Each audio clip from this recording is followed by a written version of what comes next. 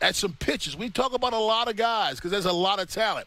But today, Osaya, we're going to look at Aberdeen and Bowie as some pitchers who might fly under the radar. Well, Rob, we know about those top 30 prospects lists and some big-name pitchers we hear about all the time. But there are some who fly under the radar, who maybe don't get a lot of attention. And then you look up and go, wow, look at the stats they are posting. And one such pitcher started this year at Aberdeen. He has moved to Bowie. 24-year-old right-hander Noah Denoyer. This kid has really put up some great numbers this year between the Ironbirds and the Bay Sox. 4-1 with a 1.93 ERA, 51 innings, 33 hits. He throws 91 to 94 with his fastball. He's got a pretty good breaking ball, good secondary assortment. And if you look at the standard of 40 innings pitched on the Oriole farm this year, he is first in ERA, second in whip only to Grayson Rodriguez, and fifth in strikeouts per nine. He's really doing it all. He had a great month of June with an ERA of 0.55. And he was not even drafted, Rob. This is a pitcher the Orioles signed after the draft in August of 2019 as a minor league free agent out of a junior college. So almost an unknown pitcher that they have taken pitch characteristics that they saw amateur that they liked from him.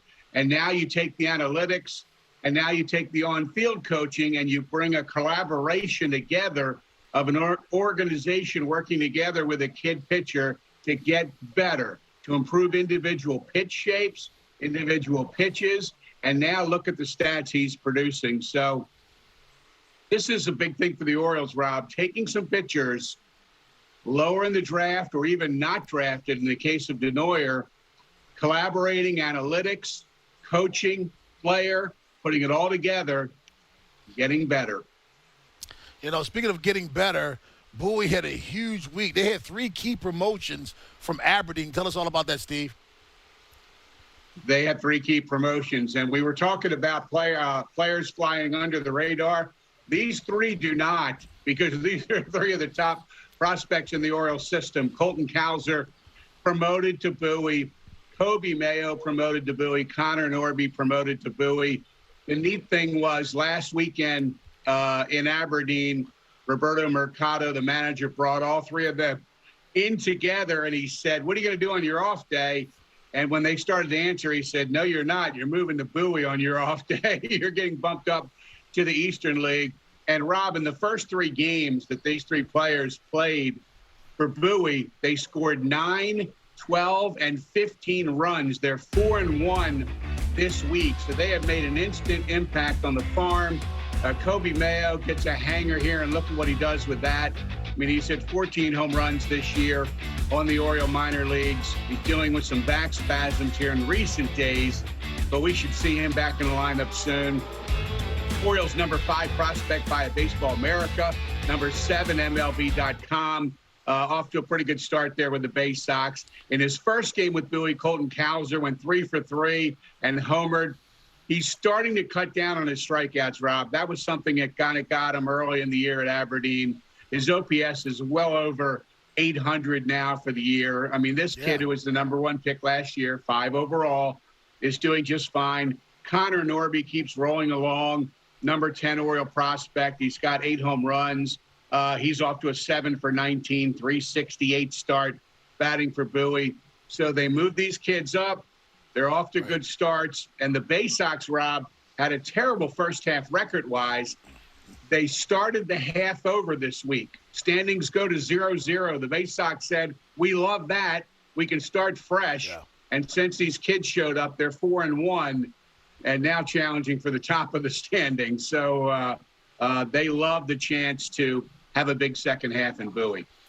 Real quick, don't sneeze at the fact that these 3 guys have a combined 29 stolen bases, and the lowest OPS is 769 between the 3. Those are 2 numbers that stood off for me more than anybody. Speaking of standing out more than anyone, my favorite minor league duel for the Orioles, the reason there's some room in Bowie, because there was some departures a couple of weeks ago, and that's with Gunnar and Gunnar Henderson and Jordan Westberg. How are they doing, Steve?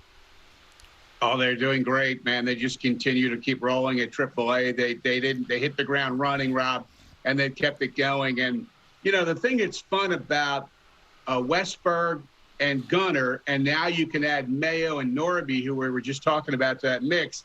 Those are 4 infielders. We know the Orioles were heavy in outfielders, right? Guys like Hayes and Mullins, and guys on the farm starting to come to in the outfield. And the Orioles really needed to upgrade the infield.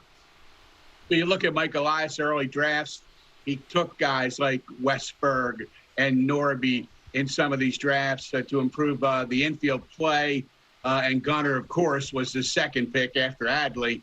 And all of a sudden, the Orioles have infield depth on the come, too. So the building of the elite talent pipeline, Rob, it's really been solid by what the Orioles front office has done. And now we're seeing it move up the ladder. These kids got to Bowie this week. The kids you talked about got to Norfolk.